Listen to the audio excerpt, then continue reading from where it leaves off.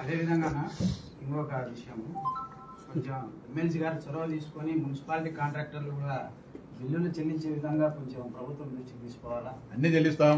గతంలో మాదిరి కాకోకుండా అందరికీ బిల్లులు ప్రాధాన్యత క్రమంలో డబ్బులు ఉండేదాన్ని బట్టి ఇవ్వడం జరుగుతుంది.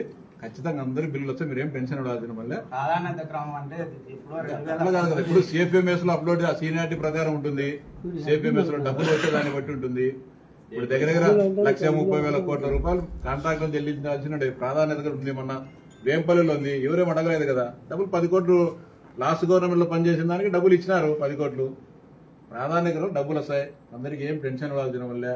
మేము ఇప్పుడు 19 గంటల ముందు రాదు నీరు చెట్టు సిమెంట్ రోడ్ల బిల్లు ఇప్పుడు రాలే.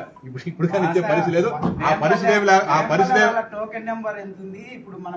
పరిస్థితి ఏం లేకుండా కిషోర్ మీరేమి టెన్షన్ పడాల్సిన వల్ల అందరి బిల్లులు ఇప్పిస్తాం. పెట్టుకొని స్పీడ్ గా పనిచేసిండే పరిస్థితి రాదు కదా. వర్క్ కంప్లీట్ అయిపోయిండు. అభివృద్ధి పనులనే ప్రజలకు కనబచ్చిండు.